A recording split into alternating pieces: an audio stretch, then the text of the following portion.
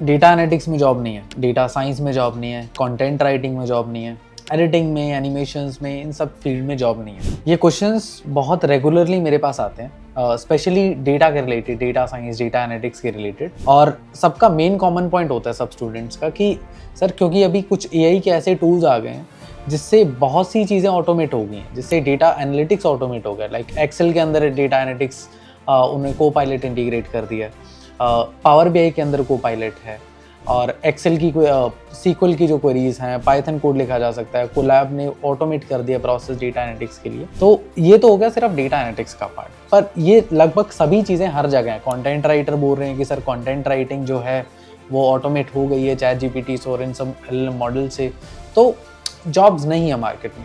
और मोस्टली ये जो पैनिक उस जगह क्रिएट होते हैं जो लोग उस इंडस्ट्री में घुसना चाहते हैं, क्योंकि जो उस इंडस्ट्री में है वो कहीं ना कहीं मॉडिफाई कर लेते हैं खुद की जॉब को। तो आज की वीडियो में ये जानेंगे कि जो अभी नए एलएलएम टूल्स आए हैं, जनरेटिव एआई जो है, तो एग्जैक्टली है क्या, कैसे कैसे जॉब इम्पैक्ट हो रहा है इससे। तो इस वीडियो को मैं 3 पार्ट में डिवाइड कर रहा हूँ। फर्स्ट पार्ट है कि ये चीज़ें हैं क्या, ये जो जनरेटिव एआई है ये एग्जैक्टली है क्या।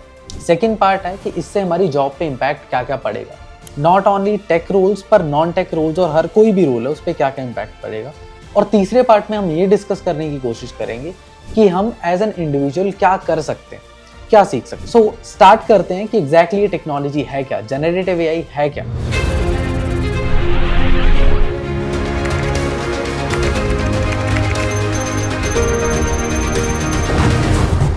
इसको मैं बोलता हूँ GPT. Now you might be thinking GPT जो है ये तो जेन एआई का एक पार्ट है, तो ये खुद जीपीटी कैसे हो गया। सो यहाँ पे जिस जीपीटी की मैं बात कर रहा हूँ उसे बोला जाता है जनरल पर्पस टेक्नोलॉजीज। तो ये कुछ ऐसी टेक्नोलॉजीज हैं जो इंडस्ट्री में जब भी आई, दुनिया में जब भी आई, इसने हम लोगों को जीने का तरीका डिफरेंट कर दिया। फॉर एग्जाम्पल, एक समय था जब इलेक्ट्रिसिटी आई थी, एक समय था जब स्टीम इंजन आए थे, एक समय था जब कंप्यूटर्स आए थे। सो ये कुछ एक ऐसी टेक्नोलॉजीज है जिनके आने से बहुत ही लार्जर ऑडियंस को काफ़ी इम्पैक्ट पड़ा। उनके सीखने सिखाने के तरीके, उनके काम करने के तरीके, उनकी रोज़मर्रा की ज़िंदगी में बहुत सारे चेंजेस आए। और एआई जो है, स्पेशली जनरेटिव एआई जो है, ये एक ऐसी ही टेक्नोलॉजी है। और जीपीटी के और जनरल पर्पस टेक्नोलॉजी जो है, इनके और क्या क्या की फीचर्स होते हैं कि ये सिर्फ एक इंडस्ट्री को चेंज ना करके हर इंडस्ट्री पे इम्पैक्ट डालती है। फॉर एग्जाम्पल, जब एआई आई है तो इसने हर एक इंडस्ट्री पे इम्पैक्ट डाला है। तो अब इसे समझने की और डिटेल में कोशिश करते हैं कि इससे क्या क्या इम्पैक्ट्स आएंगे और कैसे दुनिया चेंज होती है। चेंज होने का तरीका सबसे अच्छा सीखने का ये है कि एक बार इतिहास खंगोल के देखते हैं कि इतिहास में ऐसी कुछ चीज़ें पहले हुई हैं, जैसे मैंने अभी बताया, जो कि हुई हैं। तो ये जब हो रही थी उससे पहले क्या था, उस समय क्या हुआ और उसके बाद कैसे चीज़ें चेंज हुई, तो ये आपको काफ़ी हद तक अच्छी समझ दे देगा कि एग्जैक्टली आपको करना क्या। अगर हम 1700s में जाते हैं, जो कि लगभग वही ईयर है जब स्टीम इंजन आए थे, तो इमेजिन करिए कि एक ऐसी दुनिया जहाँ पे सारी चीज़ें मैकेनिकल हाथ से की जा रही हैं, एग्रीकल्चर हाथ से की जा रही है, सब चीज़ें हाथ से हो रही हैं, घोड़ा गाड़ी चलती हैं, वो सब चीज़ें, और अचानक से स्टीम इंजन आ जाता है जिससे सब चीज़ें ऑटोमेट हो जाती हैं। क्या जो चीज़ें, जो काम पहले लोग किया करते थे वो रिप्लेस हो गए हैं? एग्जैक्टली रिप्लेस नहीं हुए, चीज़ें वही हैं पर एग्जैक्टली नए सिरे से हो रही है। फॉर एग्जाम्पल, पहले जो लोग रूरल एग्रीकल्चर में काम करते थे वो अभी मिल्स में काम करने लगे हैं, क्योंकि सेम चीज़ मशीन ऑपरेटेड है, राइट। सो उससे नियर फ्यूचर क्या हुआ कि लोगों के अंदर एक पैनिक जनरेट हुआ कि ये अब आ गए हैं, अब तो हमारी जॉब चली जाएगी, क्योंकि सब चीज़ें ऑटोमेट हो गई हैं, मशीन में बड़ी इंडस्ट्रीज लग गई हैं जहाँ से ये सब चीज़ें हो रही हैं। तो शॉर्ट टर्म में ये सब चीज़ें ज़रूर होती हैं, पर लॉन्ग टर्म में क्या हुआ, लोग अडेप्ट कर गए उस चीज़ से। अब सेम चीज़ तब हुई जब इलेक्ट्रिसिटी आई 1980s के करीब, 80s 90s के करीब। तो उस समय क्या हुआ, लाइट का आविष्कार हुआ। लाइट, इलेक्ट्रिसिटी से जितने भी होम अप्लायंसेस जिसमें आप ये वीडियो देख पा रहे हैं, जहाँ पे मैं रिकॉर्ड कर रहा हूँ, जिस पे मैंने कंटेंट बनाया, ये सब चीज़ें इलेक्ट्रॉनिक्स की वजह से ही आई हैं, बेसिकली इलेक्ट्रिसिटी की वजह से आई। इलेक्ट्रॉनिक्स थोड़ा बाद में आए, पहले इलेक्ट्रिसिटी आई। ओके, तो इस वजह से भी लगभग सेम ही चीज़ें हुई। जो चीज़ें पहले थी, पहले गैस पे चीज़ें चलती थी, क्या गैस बंद हो गई है? नहीं, अब इलेक्ट्रिसिटी आ गई है, वो चीज़ें काफ़ी कम हो गई हैं। तो स्टार्टिंग में यहाँ पे भी लगभग सेम ही चीज़ हुई कि स्टार्टिंग में एक पैनिक जनरेट हुआ, पर लोग धीरे धीरे उस टेक्नोलॉजी, उस चीज़ पे इवॉल्व करते गए। लगभग सेम चीज़ हुई ऑटोमोबाइल के दौरान। अब ऑटोमोबाइल में क्या हुआ, ऑटोमोबाइल से जो घोड़ा गाड़ियाँ पहले चलती थी, अब सारी चीज़ें ऑटोमोबाइल से चल रही हैं। अब लोगों का ड्रीम होता है to have an automobile, right. पहले जो ट्रांसपोर्टेशन में कई घंटों लगते थे, कई दिन लग जाते थे, अब कुछ मिनटों, कुछ घंटों में वो काम हो सकता है। ओके, और सबसे बेहतरीन चीज़ें जो इन सब चीज़ों में होती है कि जब भी इलेक्ट्रिसिटी आई है, जब भी स्टीम इंजन आए हैं, जब भी ऑटोमोबाइल आई है, जो मैकेनिकल वर्क है वो काफ़ी हद तक ऑटोमेट होके मशीन वर्क में कन्वर्ट हो गया। अब इससे हुआ क्या कि आपको सिरदर्दी लेने की ज़रूरत नहीं। ह्यूमन बीइंग्स थक जाते हैं, मशीनों को ना पसीना आता है ना उन्हें छुट्टी चाहिए, सीधी सी बात, राइट। सो इस केस में हुआ क्या कि जो भी चीज़ें अभी नई आने लगी इलेक्ट्रिसिटी की वजह से, ऑटोमोबाइल इंडस्ट्री की वजह से, तो काम बहुत तेज़ी से होने लग गया। अब लोगों की जॉब गई, स्टार्टिंग फेज में एक पैनिक क्रिएट हुआ और उसके बाद में धीरे धीरे लोगों ने अडेप्ट करना शुरू किया और इन अ लॉन्ग टर्म वो लोग इवॉल्व कर गए। अभी ये सेम चीज़ इंटरनेट के ऊपर आई और अभी जो भी हम इमेजिन करते हैं, जो भी बड़ी कंपनीज में काम करना चाहते हैं, गूगल, एप्पल, अमेजॉन, ये सब इंटरनेट की वजह से हुई है। इंटरनेट इवॉल्व कंपनीज हैं, तो इंटरनेट अगर नहीं होता तो ये कंपनीज भी नहीं होती, राइट। तो अभी ये सेम चीज़ दोबारा दोहराई जा रही है जनरेटिव एआई के दौरान। अब जनरेटिव एआई में क्या हुआ कि ये सब चीज़ें जो पहले हो रही थी, अब इसने एक नया दौर दे दिया, कंटेंट क्रिएशन को नया दौर दे दिया, क्रिएटिव काम को नया दौर दे दिया, कंटेंट राइटिंग और बहुत सारी और चीज़ों। तब समझते हैं कि इसका हमारी जॉब पे क्या इम्पैक्ट पड़ेगा। सो बेसिकली जो 4 चीज़ें थी जो हमने समझने की कोशिश की अभी तक, जो इतिहास में चीज़ें हुई हैं, पहला था स्टीम इंजन आए, इससे पहले इसके बाद में और बीच में और भी कुछ कंपोनेंट्स थे।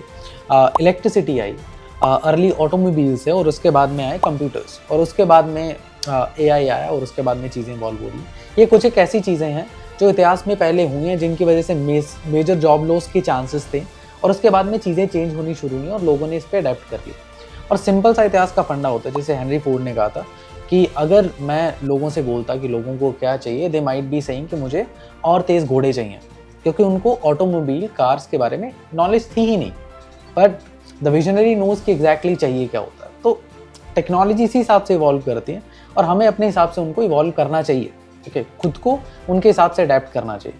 तो सिंपल सा फंडा जो है, कंक्लूजन है, वो मैं एक लाइन में भी समराइज कर सकता हूँ इस वीडियो का, पर थोड़ा लॉन्ग बात लेते हैं और थोड़ा समझने की और कोशिश करते हैं कि एग्जैक्टली अब इम्पैक्ट इन सबके कॉमन ग्राउंड में आया क्या। तो स्टार्टिंग में हर टेक्नोलॉजी में, हर जीपीटी जो अभी आए हैं, जनरल पर्पस टेक्नोलॉजी, स्टार्टिंग में एक पैनिक क्रिएट होता है कि एग्जैक्टली अब हमारी जॉब का क्या होगा, और उसके बाद में लोग धीरे धीरे अडेप्ट करना शुरू करते हैं, और उसके बाद में वो आपके रोज़मर्रा की ज़िंदगी का हिस्सा बन जाते हैं और लोग इवॉल्व कर जाते हैं। इससे कुछ जॉब लॉसेस होते हैं और उसके बाद में जॉब लॉस ना इवॉल्व हो जाते हैं और कुछ नई जॉब्स भी जनरेट होती हैं। For example coding, software engineering, ये तब तक था ही नहीं जब तक कोडिंग नहीं आ गई। कोडिंग तब तक नहीं आई जब तक इंटरनेट नहीं आ गया। इंटरनेट तब तक नहीं आया जब तक इलेक्ट्रिसिटी नहीं थी। और इसी को अगर आप बैक ट्रैक करते जाओ तो इवॉल्व हम ऐसे ही होते हैं, ठीक है। तो इसमें कुछ ज़्यादा घबराने की बात नहीं है, क्योंकि ये चीज़ें इतिहास में बहुत सालों से होती हुई आई। अब हम समझने की कोशिश करते हैं कि इससे एआई की वजह से हमारी अब किस किस जॉब पे कितना कितना इम्पैक्ट पड़ने वाला है, ठीक है। सो अभी हार्डली कोई ऐसे जॉब रोल्स होंगे, there are very less number of job roles जिन पे एआई की वजह से इम्पैक्ट नहीं पड़ेगा, ओके। अब जैसे कि और टेक्नोलॉजी की वजह से हुआ था, चीज़ें और बहुत रैपिड हो गई थी। ऑटोमोबाइल की वजह से ट्रांसपोर्टेशन फास्ट हो गई, इंटरनेट की वजह से कम्युनिकेशन फास्ट हो गई। तो एआई की वजह से जो कंटेंट क्रिएशन का काम है, क्रिएटिव वर्क है, डिसीजन मेकिंग का काम है, वो बहुत फास्ट हो गया। ये चीज़ें जो हैं, ये चीज़ें डेफिनेटली इम्पैक्ट डालेंगी। सो इसी वजह से कंटेंट क्रिएशन है, डिजिटल मार्केटिंग है, हर एक चीज़ में ब्रेनस्टॉर्मिंग जो करने का काम होता है वो आपका ये कर सकता है। ईमेल राइटिंग, ड्राफ्टिंग, ये सब काम एआई कर सकता है, ठीक है। सो इसी के अलावा और बहुत से ऐसे जॉब रोल्स हैं जिनमें एआई, जनरेटिव एआई के जो टूल्स हैं वो काम कर सकता है। अब इनकी वजह से होगा क्या जॉब लॉस हो जाएगी? ऐसा नहीं, ठीक है। ऐसे कुछ नए जॉब्स इवॉल्व होंगे। For example content creators, AI content generation, AI data analyst, AI data scientist, और इसके अलावा और भी कुछ एक जॉब रोल्स हैं जो कि मैं यहाँ पे देख के बता देता हूँ आपको। एआई टीचिंग, एआई मेंटरशिप है, AI visual design, enhance visual designers हैं। तो ये कुछ एक ऐसे जॉब रोल्स हैं जो निकल के आए। पर आप सोचोगे कि ये जॉब रोल्स की मार्केट में मैंने तो कभी जॉब देखी नहीं इनकी। सो ये बेसिकली सेम ही जॉब रोल्स हैं जो पहले थे मार्केट में। Data analyst, data scientist, AI developers, content writer, content visual designers, mentor, ये सब चीज़ें सेम ही हैं, पर ये चीज़ें इवॉल्व हुई हैं एआई के टूल से। फॉर एग्जाम्पल जो पहले काम कैनवा पे किया जाता था या फोटोशॉप पे किया जाता था, वो सेम चीज़ें जो डिज़ाइनर उन पे डिज़ाइन बनाते थे, अभी वो सोरा या मिड जर्नी, इन चीज़ों पे डिज़ाइन बनाते हैं। क्या ये डिज़ाइन फुल प्रूफ है? The answer is no. So you might be thinking, तो फिर इन सब चीज़ों पे काम कैसे होगा? क्या जॉब रिप्लेस होगी? जॉब रिप्लेस नहीं हुई है। एग्जिस्टिंग डिज़ाइनर्स प्रॉम्प्ट्स को यूज करके, इन टूल्स को यूज करके ब्रेनस्टॉर्मिंग और बेहतर कर सकते हैं, डिजाइन्स और बेहतर बना सकते हैं, और बेसिकली काम कम हो जाएगा उससे बनाने वाला। ओके, क्या रिप्लेस हो पाएगी जॉब? रिप्लेस नहीं हो पाएगी। Okay, at this point of time पे नहीं हो पाएगी। बेसिकली आइडिया जनरेशन और वो सब जो चीजें हैं, उन चीजों से बहुत ज्यादा टाइम कम लगेगा। अब इन चीजों में यूजुअली होता क्या, यू माइट बी थिंकिंग कि अब ऐसे कुछ एक टूल्स आ गए जिनसे आप वेबसाइट बना सकते हैं। यस, आ गए हैं। क्या वेब डेवलपर्स की जॉब चली गई है उससे? The answer is no, web developers की जॉब नहीं गई है। तो यू माइट बी थिंकिंग तो किया क्या जाए? यूजुअली इन चीज़ों से होता क्या है, जब भी कुछ ऐसे एआई टूल्स आते हैं जिससे चीज़ें बहुत ज़्यादा आसान हो जाएं लार्जर ऑडियंस के लिए। अब फॉर एग्जांपल हमारे पास कुछ ऐसे टूल्स हैं जैसे फायरबेस स्टूडियो है, जहाँ पे बेसिक प्रॉम्प्ट से आप एक वेबसाइट बना के डिप्लॉय कर सकते हो। क्या इससे वेब डेवलपर की जॉब चली जाएगी? नहीं जाएगी। पर इससे फंडा ये है कि कोई भी अब जाके बेसिक लेवल की वेबसाइट बना सकता है।